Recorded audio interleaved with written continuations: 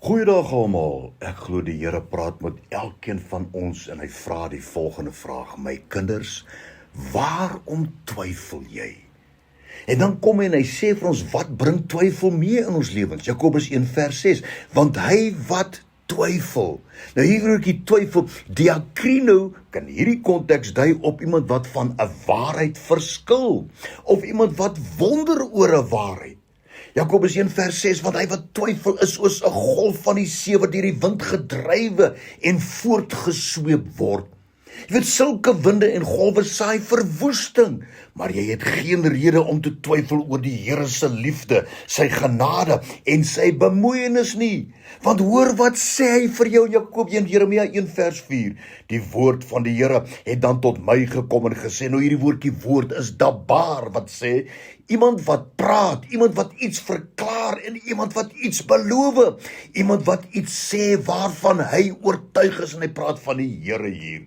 Hy gaan verder en hy sê, die woord van die Here het dan tot my gekom en gesê, voordat ek jou in die moederskoot gevorm het, het ek jou geken. Hierdie woordjie voordat is terem in Hebreëus, dit beteken iets wat noukeurig beplan is vir 'n spesifieke bepaalde tyd, en daardie tyd is nou. Woordjie gevorm is yatsar, wat dui op iets wat met die hande in 'n spesifieke vorm gedruk word vir iets spesifieks, soos 'n pottebakker met klei, né? En dan vers 5, Jeremia 1 vers 5, voordat ek jou in die moederskoot gevorm het, het ek jou geken, en voordat jy in die liggaam voortgekom het, het ek jou geheilig. Joh, is dit nie wonderlik om te weet hoe bemoeienis die Here met elkeen van ons maak nie? Hierdie woordjie geken is jada, wat beteken om iets goed te keer. Die Here God het jou goed gekeer. En dan die woordjie geheilig, ek het jou geheilig, is kadash, wat beteken om iemand spesiaal voor te berei, om iemand af te sonder vir iets, om iemand aan te stel. Hy sê, ek het jou tot 'n profeet vir die nasies gemaak. Hierdie woordjie profeet in hierdie konteks is nabi, wat dui op iemand wat die leiding moet neem, iemand wat moet wys hoe iets gedoen moet word, iemand wat die waarheid uitborrel en uitleef. Wow, is die Here nie goed nie? Hy het ons gemaak, Nathan, wat beteken om iemand te orden, om iemand te bestem vir iets spesiaals. Dit dui op jou voorland, jou toekoms, jou destiny. Al hierdie verse dui daarop dat die Here jou geroep het om te midde van ewige storms jou seile in die Heilige Gees wind te span, op koers na jou bestemming.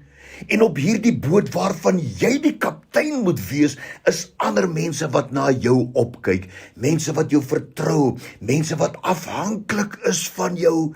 Daarom moet jy die stem van die Heilige Gees leer ken, wat nou vir jou sê in Jesaja 43 vers 1 tot 3. Maar nou, so sê die Here, ek het jou by jou naam geroep, jy is myne. As jy deur diep water moet gaan, is ek by jou. Deur stormagtige riviere, hulle sal jou nie oorstroom nie. Selfs as jy deur die vuur moet gaan, sal jy nie verbrand nie, en die vlamme sal jou nie eers skroei nie, want ek is die Here, jou God.